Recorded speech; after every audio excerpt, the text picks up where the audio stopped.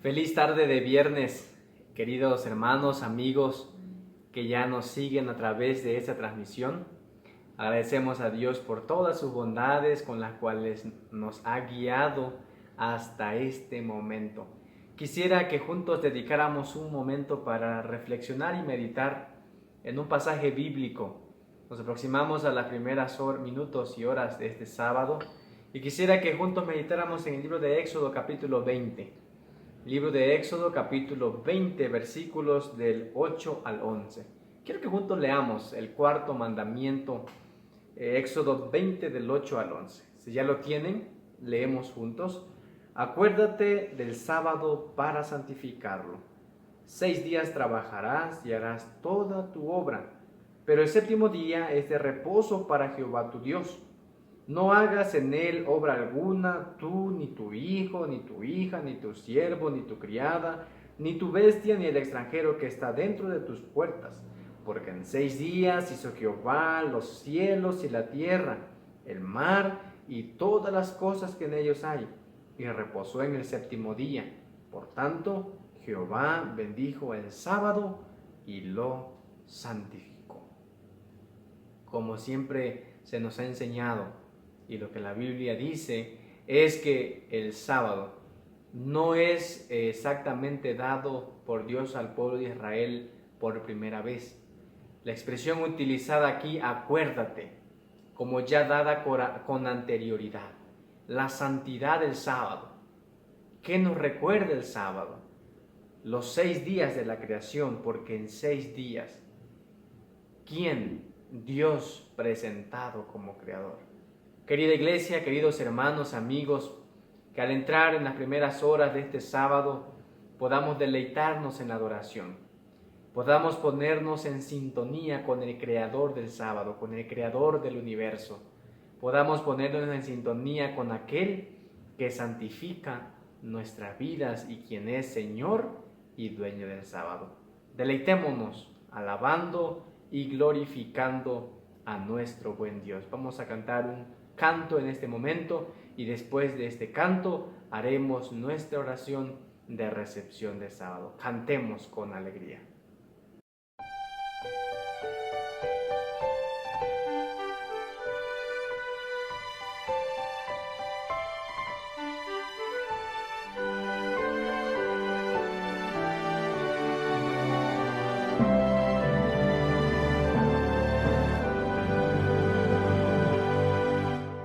Señor, reposamos en tu santo día, cumpliendo el mandato legado por ti. Reposo buscamos, Dios nuestro, en tu seno, que así ordenaste en el Sinaí, que así ordenaste en el Sinaí. Tus hijos se acercan, oh Dios, a tu trono, en santa, ferviente, sincera oración, pidiéndote escuches su humilde plegaria y gocen por siempre de tu protección, y gocen por siempre de tu protección. Alienta a tus hijos que obtengan victoria, que puedan fielmente tus leyes cumplir. Y cuando vinieres, Señor,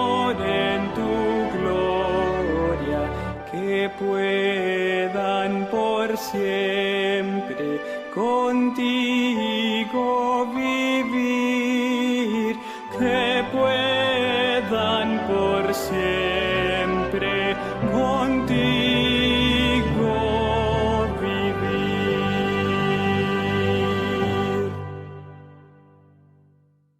Después de haber entonado este himno, vamos a ir ante nuestro Dios para pedir su bendición por este sábado que habrá de iniciar, pedir que su Espíritu Santo llene nuestras vidas. Para ello, ¿qué les parece si doblamos nuestras rodillas para platicar con nuestro Dios?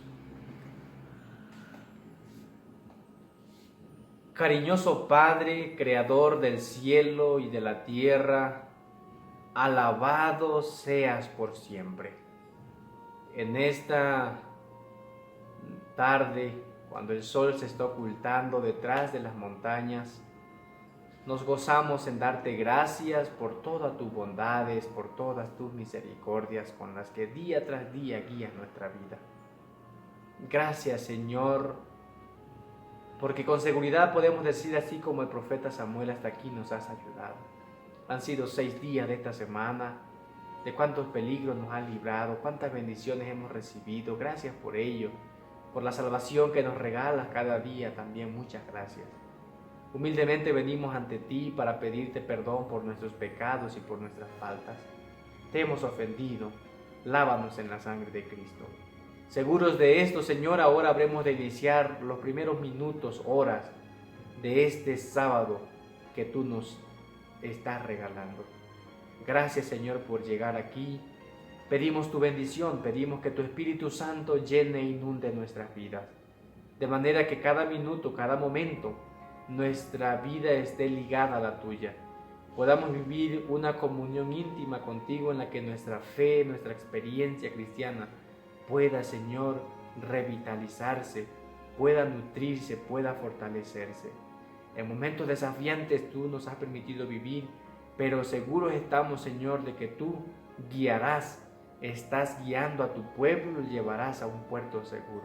Este sábado despeja nuestras mentes de cualquier preocupación, de cualquier actividad que haya quedado pendiente, y solamente céntranos en la adoración. Que nuestra mente y corazón solamente deseen alabarte y glorificarte. Bendice a cada miembro. Tú sabes cada preocupación que tiene. Llénanos con tu Espíritu Santo y permítenos que tu palabra llene cada vacío de nuestros corazones. Gracias por escucharnos. Dejamos nuestra vida en tus manos y deseando que tú nos bendigas. Te lo pedimos en el nombre de Jesús. Amén. Muy bien, un abrazo enorme para cada uno de ustedes. Disfrutemos de este sábado en compañía de nuestro Dios y sigamos disfrutando también de esta programación en esta noche. ¡Feliz sábado!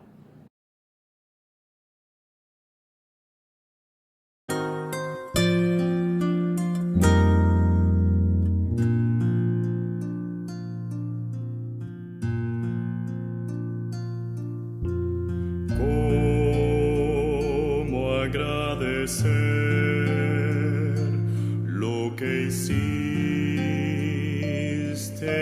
en mi favor, aunque indigno soy, me salvaste por tu gran amor. Las voces de 1.000.000 de seres no alcanzan para agradecer, pues lo que soy y lo que espero ser, lo debo todo a ti. A Dios sea gloria, a Dios sea gloria, a Dios sea gloria.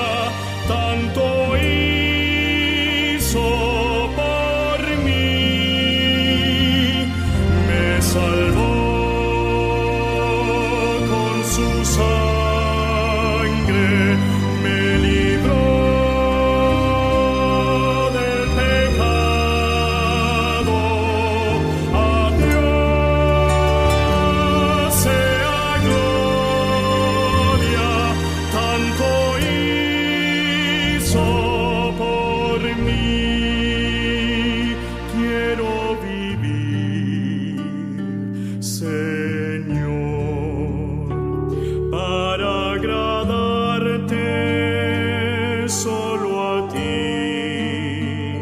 Y si algo puedo lograr, te daré la gloria, mi Salvador. Me salvó con su sangre, me libró del pecado. A Dios sea gloria, tanto hizo por mí.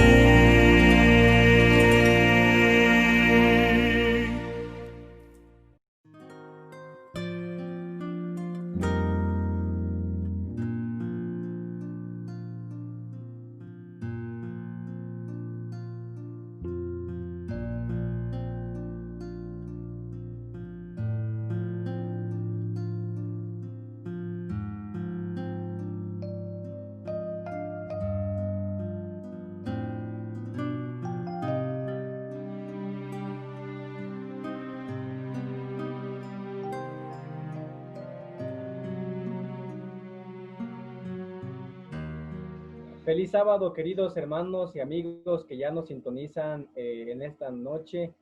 Damos gracias a Dios por la oportunidad que nos concede hoy una vez más de entrar a este sábado. Y así como desde hace ya 7 viernes atrás hemos venido estudiando nuestra temática, la iglesia, sus finanzas y la misión. Una vez más, esta noche vamos a tener nuestro estudio. Antes de que iniciemos nuestro estudio, quisiera invitarles para que busquemos a nuestro Dios en oración. Así que inclinamos nuestros rostros y pedimos su bendición para nuestro estudio. Oramos. Gracias, nuestro Dios y Padre, por este sábado que nos permite llegar una vez más.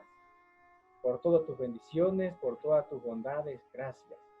En este momento que habremos de hacer uso de tu palabra, permítenos ser guiados, ser conducidos por tu Santo Espíritu. Háblanos y enséñanos, Señor, danos un espíritu humilde para poder no solamente entender tu palabra, sino también aplicarla a nuestra vida. Humildemente lo pedimos, en el nombre de Jesús. Amén. Amén. Amén. Si hacemos un poco de memoria, hace 8 días estuvimos estudiando el campo local como el alfolí denominacional. Es decir, cuando hablamos del campo local, nos decía nuestro hermano hace 8 días que es una referencia a la asociación o en todo caso a la misión. Entonces, hoy veremos un tema diferente. Hoy veremos en nuestra lección número 8, lo que nos están siguiendo en su material digital. El título de nuestra lección de hoy es ¿Cómo establecer un ambiente de confianza en la iglesia local? Así que en este estudio tendremos 10 preguntas y para ello tenemos a nuestras hermanas directoras del Ministerio de Mayordomía de la Iglesia de Monumento y de la Iglesia de Azcapotzalco. Así que, hermana María Elena de la Iglesia de Monumento, bienvenida a nuestro conversatorio de mayordomía. Muchas gracias, pastor. Con mucho gusto estamos aquí. Amén. Gracias a Dios por esa oportunidad de servirle de esta manera. De igual manera tenemos a nuestra hermana Consuelo, directora de mayordomía de la Iglesia de Azcapotzalco. Bienvenida, hermana Consuelo. Buenas noches a todos. Aquí estamos otra vez con ustedes, ¿verdad? Que Dios nos bendiga. Gracias, hermana. Gracias a Dios por esa disposición que pone en el corazón de cada uno de ustedes para hacer de bendición para su iglesia. Así que, sin más preámbulo, vamos a iniciar nuestro estudio de esta noche, cómo establecer un ambiente de confianza en la iglesia local. Quiero permitirme leer una frase que viene en nuestro estudio. Dice la siguiente manera: Dios necesita líderes mayordomos que guíen a los miembros de la iglesia en una relación íntima con Cristo, el Señor de la casa. Como eslogan, como un lema de todo nuestro estudio, creo que siempre ha sido esta parte de una relación íntima con Dios. El resultado entonces, por consiguiente, será ser fieles mayordomos. Así que vamos a iniciar y quisiera pedirle a nuestra hermana María Elena si nos ayuda a contestar la pregunta número 1 que dice, ¿cómo se le conocía al mayordomo en tiempos antiguos? Sí, pastor. Es interesante lo que hemos venido estudiando estas últimas semanas y llegamos al punto del mayordomo. En los tiempos antiguos, al mayordomo se le conocía como la persona de más confianza. Él era el dispensador que distribuía artículos, alimentos, daba, proveía para todo lo de la casa. Él era una persona de total confianza del amo o del dueño de la casa. Sobre él descansaban muchas de las responsabilidades administrativas del hogar. Y bueno, también el nombre que ahí se menciona según el diccionario de la lengua española es criado, criado principal a cuyo cargo está el gobierno económico de una casa o hacienda. Pero si era una persona de suma confianza. Gracias, hermana. En la Biblia encontramos muchos ejemplos de mayordomos, ¿no? Y la mayoría de contextos se da en esta definición que usted dio al final, como de criados, aquellos a quienes se les encomendaba los bienes materiales. Muy bien. Hermana Consuelo, nos gustaría que nos ayudara con la pregunta número 2. Si el mayordomo, como vimos anteriormente, no es el dueño, solamente cuida, entonces, ¿qué es un mayordomo realmente? Sí, en el mismo contexto que la hermana Elena pues nos hizo ver, es un servidor, así es, un servidor y sí, dependiendo del entorno en que éste se mueva y en los tiempos modernos dice que también se podría llamar un dirigente, un administrador, aquel que maneja las riquezas pues, de una persona, ¿no? Es en sí alguien que está bajo la tutela o la guía, ¿no? O sea, él es un servidor nada más. Y pues qué bueno que podemos entenderlo así, ¿no? Porque tenemos que entregar cuentas, porque nosotros no somos dueños, ¿sí? Correcto, gracias, hermana. Entonces dijimos que un mayordomo no es el dueño, sino el que administra, el que cuida. Vayamos avanzando en nuestro estudio para ir entendiendo mejor este papel del mayordomo. Hermana María Elena, mencione 2 ejemplos de mayordomos en el Antiguo Testamento y cuál era su responsabilidad. Pues como usted dijo, hay varios ejemplos, pero por mencionar uno muy sobresaliente fue José. José, que quedó al cargo de la hacienda del egipcio llamado Potifar, y me motiva, me emociona leer lo que dice Génesis 39 del 2 al 6, donde dice, pero Jehová estaba con José, y Jehová lo prosperaba en todas las empresas que hacía. Cuando se es fiel con el Señor, en las cosas pequeñas y en las grandes, Dios prospera, Dios prospera. El otro ejemplo que también es muy de llamar la atención es el de Adán. El de Adán, al cual Dios lo puso no solamente sobre una hacienda, una casa, sino sobre toda la creación. Y le dejó todo para que él cuidara, él guardara y además le dio el señorío sobre todo lo creado. Y lo más importante es que los mayordomos, su responsabilidad era la de manejar las riquezas de los amos. Esa era su mayor responsabilidad. Y Potifar, en el caso de José, no se preocupaba por nada, en absoluto. Todo se lo dejaba a él y más que de la comida, ¿no? Era de lo que se preocupaba por comer, pero ahí vemos a dos fieles y en especial a José, fiel y prudente, que manejaba las riquezas de su amo. Esa era su responsabilidad. Muy bien, entonces esta respuesta viene bien con la siguiente pregunta. Hermana Consuelo, ¿qué hace de alguien un mayordomo o buen mayordomo y qué característica esencial debe tener? Sí, hay una característica que quizás, aunque no fuéramos mayordomos, que de hecho todos lo somos en cierta medida, es la confianza. Es un concepto muy claro que se tiene, ¿no? O sea, la confianza es algo que nos mueve a poder depositarla en alguien sabiendo que lo va a cumplir, que lo va a realizar. Confiamos, ¿verdad?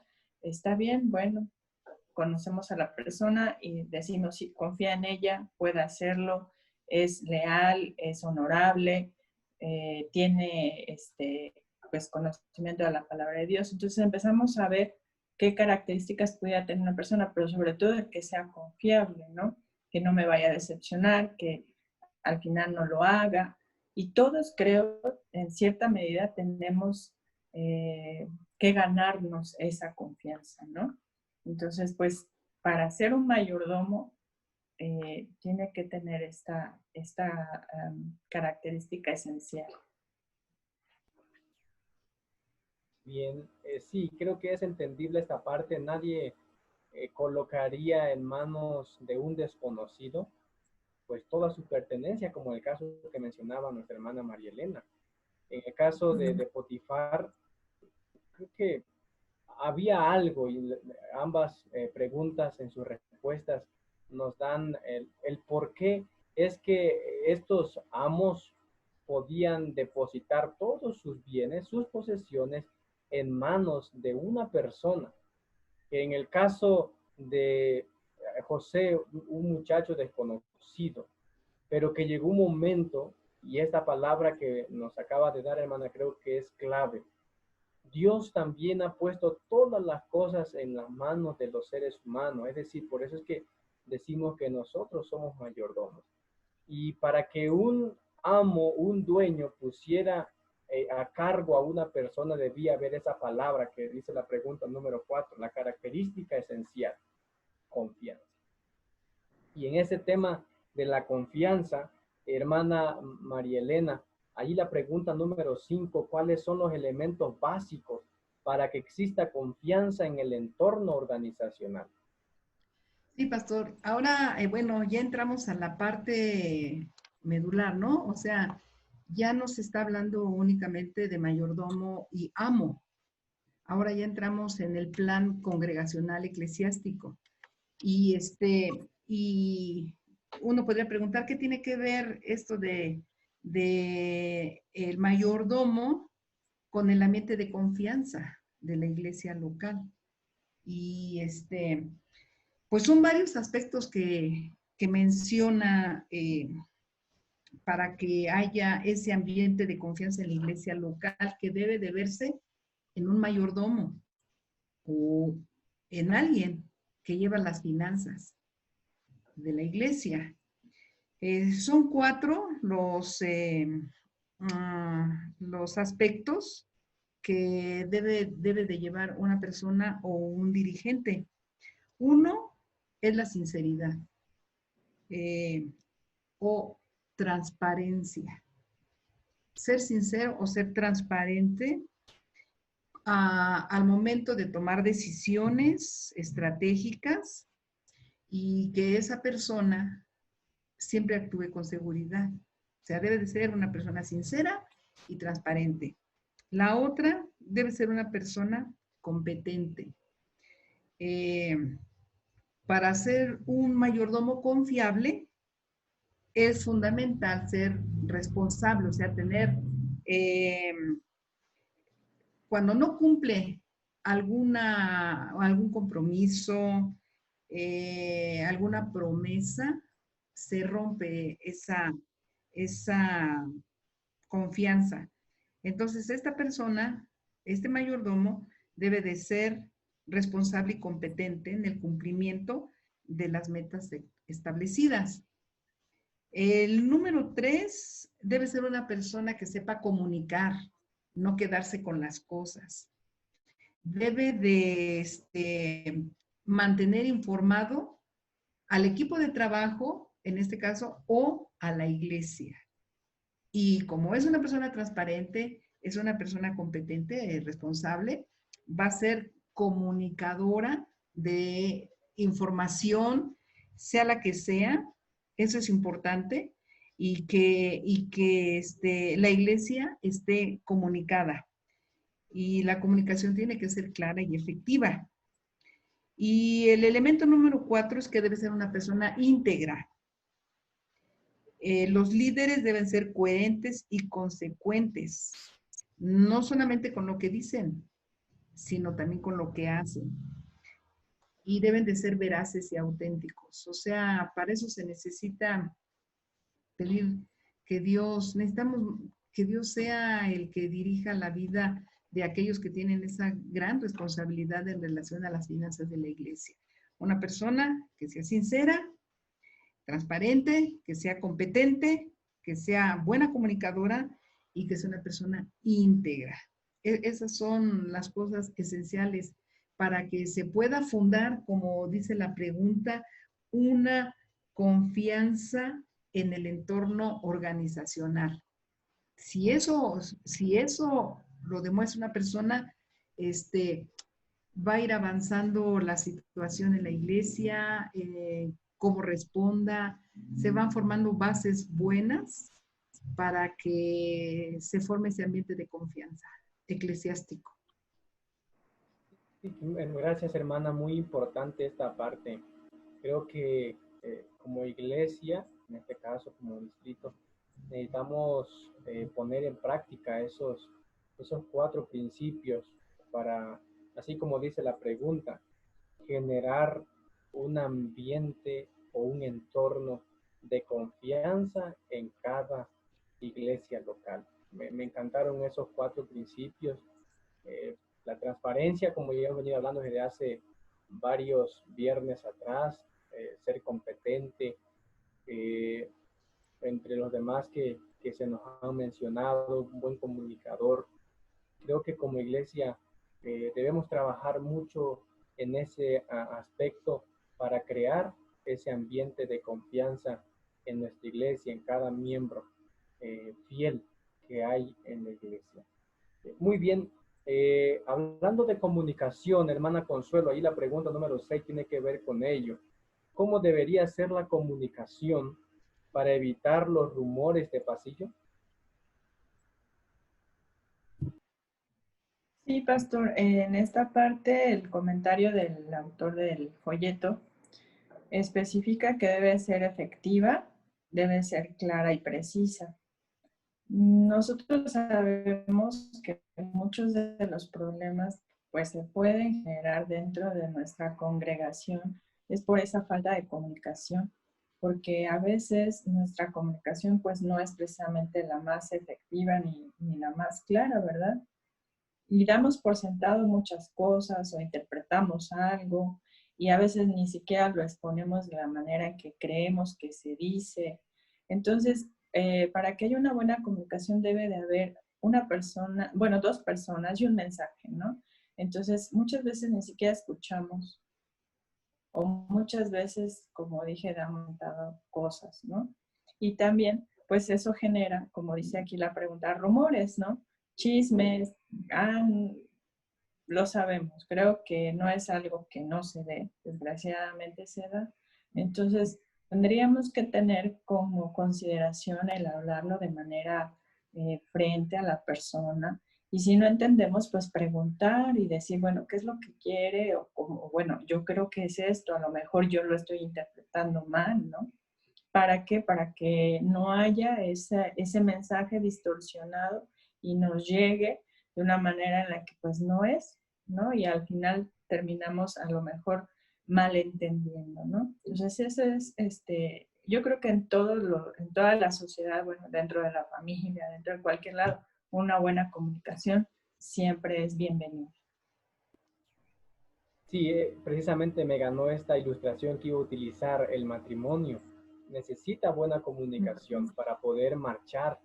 Entonces, creo que como iglesia, si queremos marchar bien, y más cuando se trata de finanzas, es un Claro. tema muy, muy delicado. Hablar de finanzas es un tema muy, muy delicado y creo que como iglesia debemos, una vez más, repito, tomar en consideración este punto de la comunicación para que no se generen esos rumores de pasillo que nos menciona nuestro material de nuestro estudio. Así que tomar muy en cuenta esta parte de la comunicación. Y bueno, vayamos avanzando en nuestro estudio. La pregunta número 7, los que nos van siguiendo allí con su material. Allí en la pregunta número 7 dice, hermana Mari, ¿dónde nace el ambiente de confianza en la iglesia local? ¿Y quién debe sembrar la semilla de la confianza? Sí, son dos preguntas importantes. De buenas a primeras uno diría, ¿de dónde nace? Uno pensaría pues de los líderes, pero no es así, pero no es así. Es interesante que haya, que los miembros de iglesia tengan confianza, porque de esta manera va a surgir resultados a corto, a mediano y a largo plazo en caso de que no hubiera confianza. Y eso puede traer restricciones en cómo se cumple la misión. ¿De dónde nace dice la pregunta, ¿dónde nace el ambiente de confianza en la iglesia local? Y esa pregunta yo diría, ¿ustedes tienen idea de dónde nace ese ambiente de confianza en la iglesia local?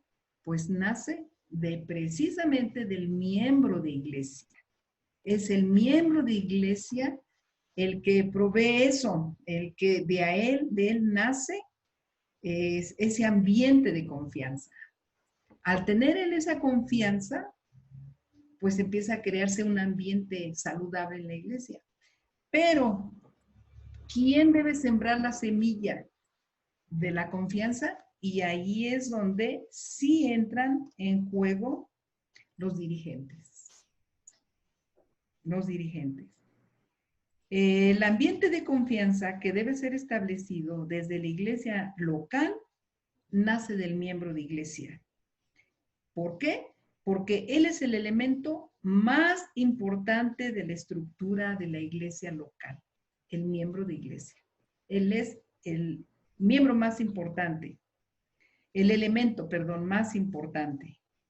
Pero aún cuando este ambiente nace del miembro, la semilla de la confianza debe ser sembrada por los dirigentes.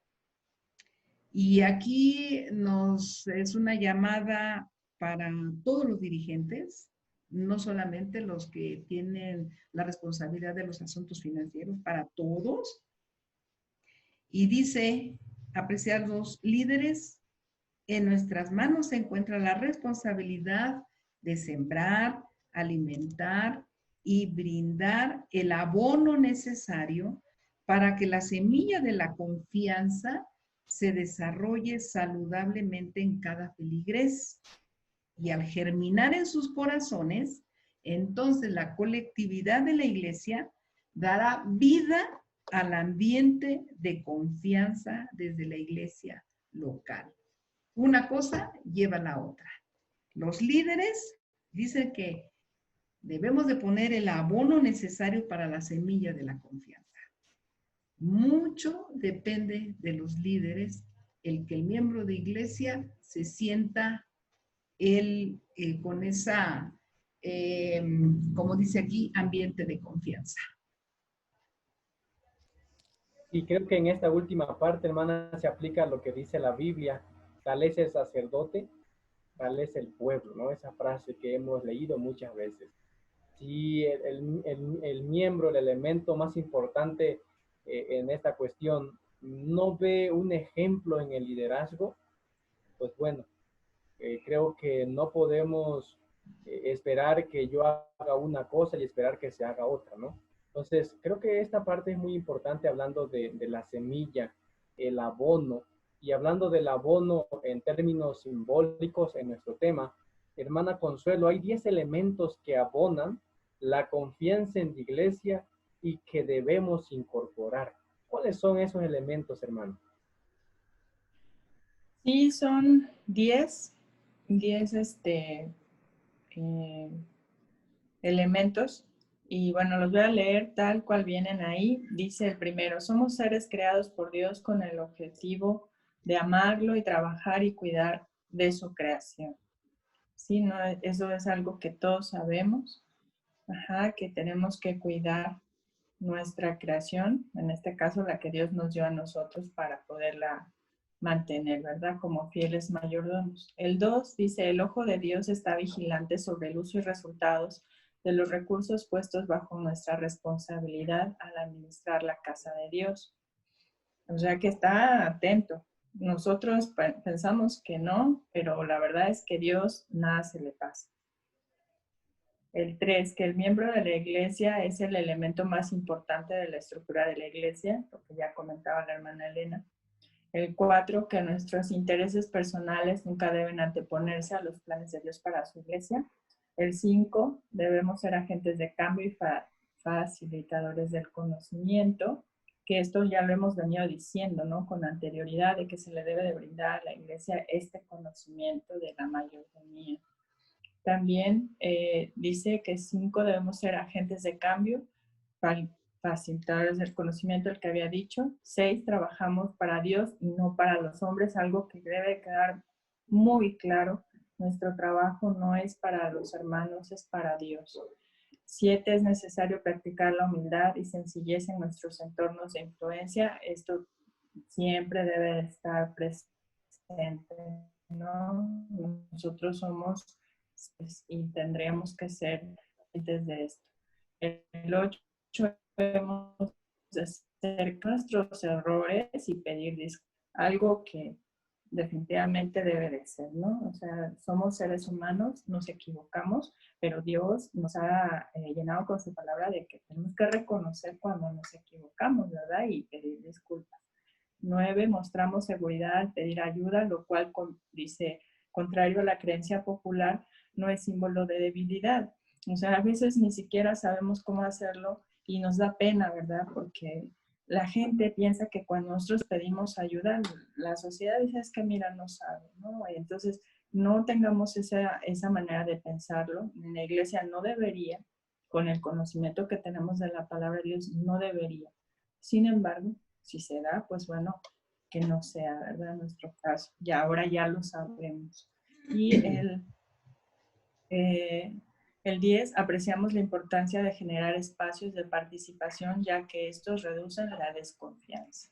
Sí, entonces tengamos esto importante, generar espacios de participación de los hermanos para que sepan, bueno, pues que hay desconfianza, ¿qué pasa? ¿Qué hacen? ¿Cómo lo hacen? No, aquí está, miren hermanos, esta es la función de su diezmo, esta es la función de las ofrendas, todo registrado, ¿no? Para que la gente no se sienta en esa desconfianza. Entonces esos serían los 10 elementos para, pues para que nosotros tengamos presente y que sea como esa parte de la cosecha de la siembra que se está dando de confianza. Están muy excelentes estos 10 elementos que abonan la confianza en la iglesia. Así que, hermanos, allí en sus hogares que tienen el libro de manera digital, pues pueden abundar un poquito más en estos elementos que están allí y que como iglesia, repito, creo que nos hace falta y tener la humildad, ¿no? De reconocer que quizás nos hemos equivocado en algún momento, pero enderezar esa parte y generar ese ambiente, ese entorno de confianza. Muy bien, continuamos con la pregunta número 9. Y hay una parte muy importante antes de entrar a la pregunta número 9. Dice nuestro material que estamos estudiando que desde la perspectiva de la organización, la confianza al menos tiene dos componentes. Número uno, es el ambiente de confianza que genera la iglesia, como nos decía en la respuesta anterior. Y número dos, el ambiente de responsabilidad o rendición de cuentas que establece la póliza. Y entonces, en este punto de rendición de cuentas que establece la póliza, quisiera preguntarle, hermana María Elena, aquí hay una parte importante que nos pregunta nuestro material, ¿qué es la FIOS y cuál es su objetivo, esas siglas? Sí, estas siglas están en inglés. FIOS, F-I-O-S. Más o menos la pronunciación sería Financial Inspection Oversight Service, que son en inglés, pero en español la traducción sería Servicio de Supervisión de Inspección Financiera. Servicio de Supervisión de Inspección Financiera. Y esto tiene el objetivo de cumplir con la póliza de auditoría. Y una auditoría, pues, es un escrutinio de cómo se están llevando a cabo todos los ingresos, egresos, qué es lo que se hace. Y esto no solamente se hace en un solo lugar, sino es un proceso organizado en todo el territorio, en toda la iglesia adventista a nivel mundial. Cuando esto le queda claro al miembro de iglesia y se da cuenta del impacto global que tiene su diezmo o sus ofrendas, eso, cuando ve que sí hay un escrutinio, que sí hay una auditoría, eso puede estimular el crecimiento y desarrollo de las iglesias. O sea, ven que su dinero o el dinero que depositan en los alfolís, no nada más es ahí a ver quién lo va, sino todo pasa sobre una supervisión, una auditoría, y eso le debe de dar confianza, seguridad y estimularlo para seguir aportando, ya que eso hace que avance la misión de la iglesia, del llamado del Señor Jesús, al decir que la misión es de predicar y hacer discípulos en todo el mundo. Entonces, eso es lo que significa estas siglas FIOS, que son las siglas en inglés, pero para nosotros más importante es saber que es un servicio de supervisión de inspección financiera y que no solamente se hace a nivel local, sino a nivel mundial. Correcto, muchas gracias.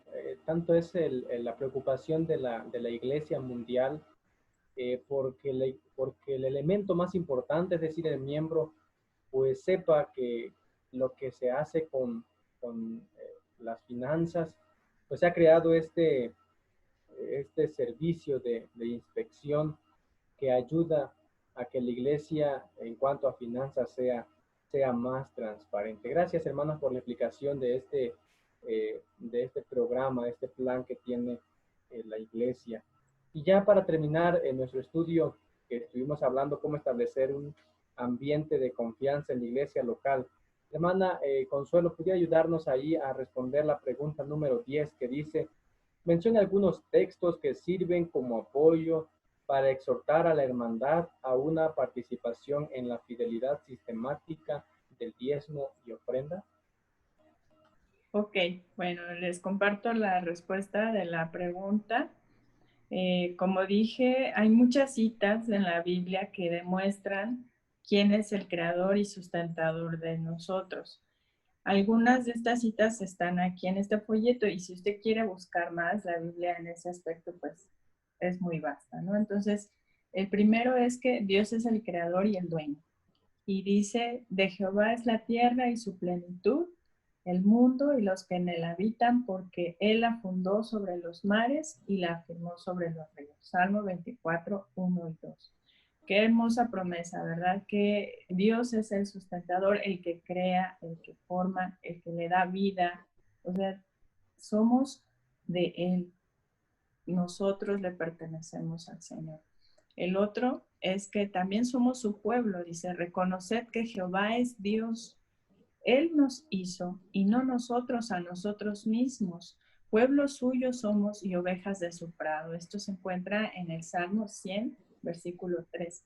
También es hermoso, ¿no? Él nos hizo, no nosotros a nosotros mismos. Imposible, ¿no? Inclusive con toda el avance científico y genético, nadie puede crear a un ser humano a partir de nada, ¿no? Tiene que haber un elemento, tiene que haber algo.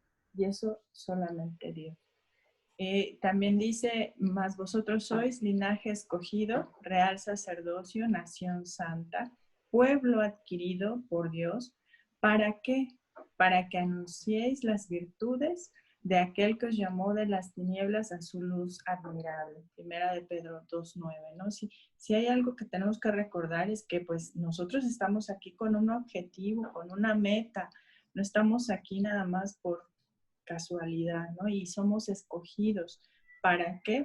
Para anunciar las virtudes de lo que dice, de aquel que os llamó de las tinieblas. Nosotros tendríamos que entender que para compartir la palabra de Dios, nosotros somos primero ese ejemplo para los demás. Esto se encuentra en 1 Pedro 2:9 y también dice, Dios nos ha encomendado una misión. Y dice, Jesús se acercó y les habló diciendo, toda potestad me es dada en el cielo y en la tierra. Por tanto, y hacer discípulos en el nombre del Padre y del Hijo y del Espíritu Santo, enseñándoles que guarden todas las cosas que os he mandado y aquí yo estoy con vosotros todos los días hasta el fin del mundo. Amén. Mateo 28, del 18 al 20, ¿no? Tenemos que entender que tenemos una misión y tenemos que participar. Digo, si queremos participar, ¿no? Porque también podemos decir que no. Pero Dios nos está encomendando algo importante, nos está haciendo socios, copartícipes con Él en esta misión de ir a ser discípulos. Y bueno, los diezmos y las ofrendas, dice, son para mantener y hacer crecer la casa de Dios, su iglesia en este mundo. Dice, trae todos los diezmos al alfolí y hay alimento en mi casa. Y probadme ahora en esto, dice Jehová de los ejércitos. Si no, os abriré las ventanas de los cielos y derramaré sobre vosotros bendición hasta que sobreabunde. Malaquías 3:10, uno de los textos que también es muy conocido.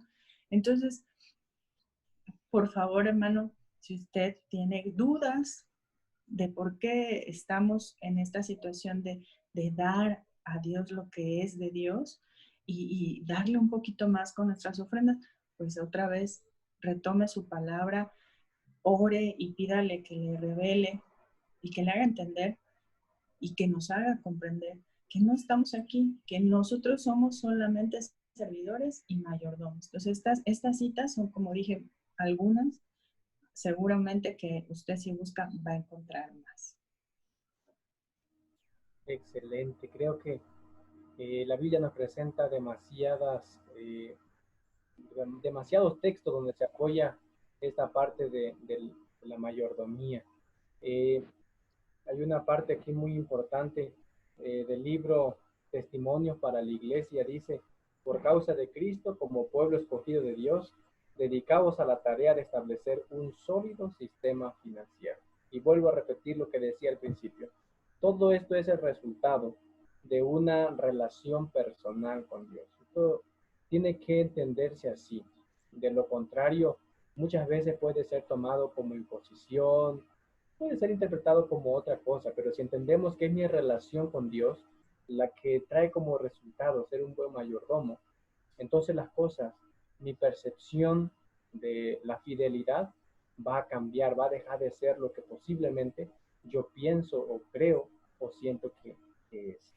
Muy bien, hemos llegado a la parte final de nuestro estudio, cómo establecer ese entorno, ese ambiente de confianza en la iglesia. Hemos visto principios, hemos visto elementos, hemos visto textos bíblicos que apoyan nuestro tema.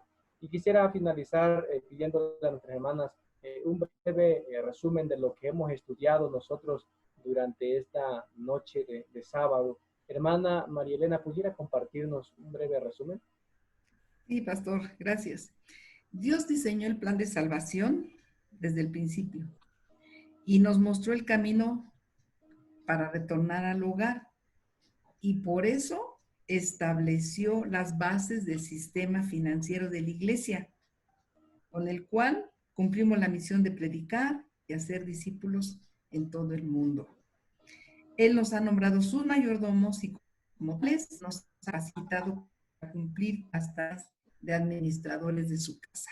Nos ha llamado socios. Y si entendemos todo esto en el contexto debido, nos vamos a dar cuenta que Dios estableció el sistema financiero con el propósito de dar a conocer el mensaje y decirnos cómo debemos volver al hogar. Amén. Gracias, hermana, por este hermoso resumen. De igual manera, hermana Consuelo, ayúdenos a compartir aquí un resumen también de lo que hemos visto durante esta noche. Pues siempre me ha gustado mucho la historia de José y cómo en este caso, siendo pues muy humilde, quizá de una situación en la que él tuvo que enfrentar la cárcel y todo lo que le pasa, ¿no? Pero aquí esa transformación que tenía él en su vida se vio reflejada en el hecho de que un hombre le confiara algo, ¿no? Le confió todo, o sea, le confió todo. Y vamos a ser honestos, nosotros no confiamos en nadie, a menos que, pues obviamente veamos resultados. Pero, ¿qué fue lo que vio? Al final dice que el Espíritu Santo siempre estaba con él. Entonces, aquí dice que la obra transformadora del Espíritu Santo en nuestros corazones es necesaria. Y si su luz debe brillar en nosotros de la misma manera como brillaba en José. Digo, en José puede haber sido en Pablo, en cualquier ejemplo de la Biblia, tendría que brillar, ¿no? Entonces, en este aspecto de las cuestiones materiales, económicas y todo esto, a veces dejamos a Dios a un lado. No sé por qué, ¿no? Pero así somos, ¿no? No, a ver, Señor, tú en la parte espiritual sí, pero en la parte material ahí yo me encargo, porque a lo mejor Dios no sabe, ¿no? O Dios no conoce matemática. Entonces, pensemos también que si realmente nosotros estamos siendo socios con Dios, pues entonces es en todo, ¿no? Y usted lo mencionaba hace 8 días, ¿no? O sea, a lo mejor decimos, bueno, está bien, ahí está el diezmo y la ofrenda. No, ¿qué hago con mi tiempo? ¿Qué hago con mis talentos? Al final, hermanos, nosotros estamos de pasadita en este mundo. Y lo que dejemos como huella son nuestros actos, hablarán. Y lo que más importante es la intención por lo cual lo hacemos. A mí me llamó la atención que decía una parte aquí del espíritu de profecía, ¿no? De que Dios sabe las intenciones por lo que lo hago y eso ya es delicado, ¿no? Porque bueno, a lo mejor yo puedo dar algo y que la gente vea cierta cosa que no sabe de mí.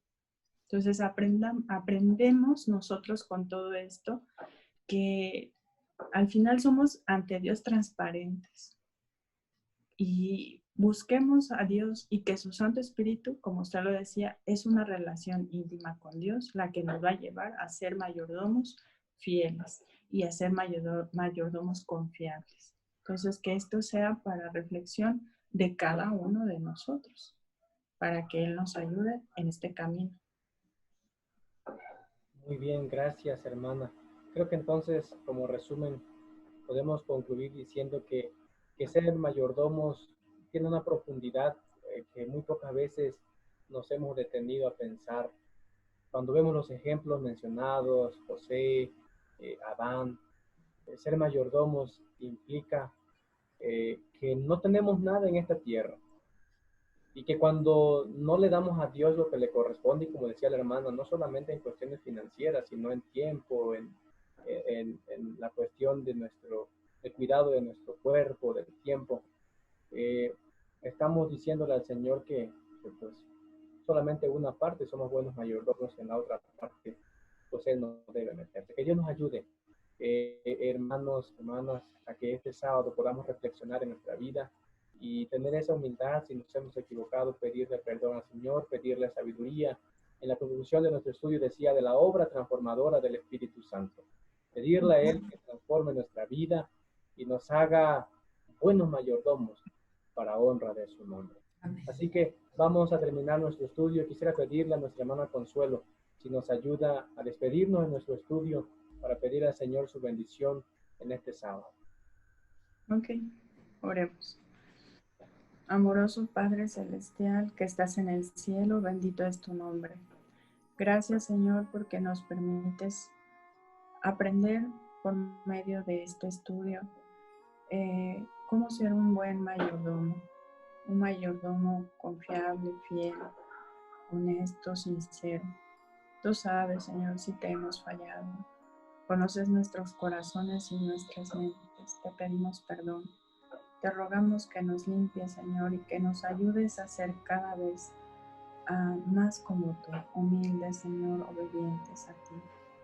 Por favor, si hay alguien en este momento que está en una situación difícil por esta pandemia, en cuanto a sus trabajos o a situaciones de sueldo, te ruego que seas con él y que te muestres, Señor, en ellos, te muestres, Señor, que tú eres el dueño de todo. Te pedimos fe, confianza en ti para poder seguir adelante, porque sabemos que tú nunca nos vas a dejar ni nos vas a abandonar. Te ruego bendiciones para todos los que están viendo este programa, para que donde quiera que Él esté, sea llamado por tu Santo Espíritu. Quédate con nosotros, bendícenos en esta noche, tarde ya, que seas con cada uno de mis hermanos en donde quiera que estén. En el nombre bendito de Cristo Jesús. Amén.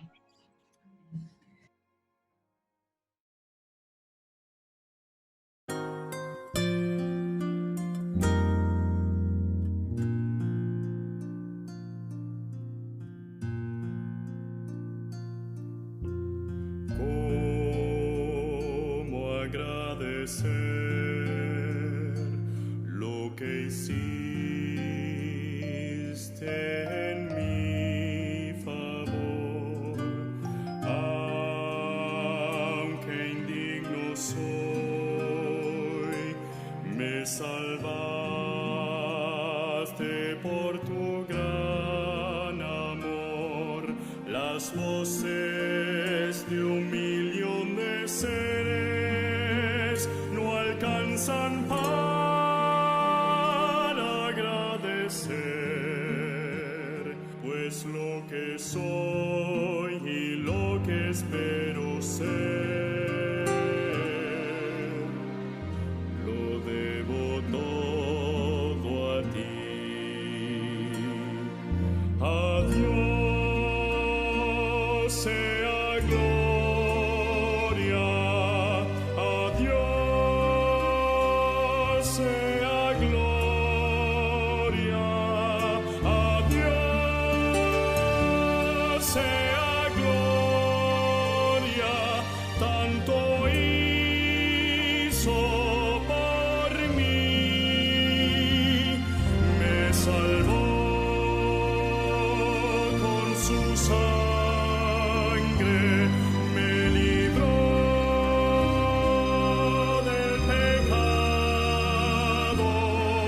A Dios sea gloria, tanto hizo por mí. Quiero vivir, Señor, para agradarte solo a ti. Y si algo puedo lograr, te daré la gloria, mi Salvador. Me salvó con su sangre,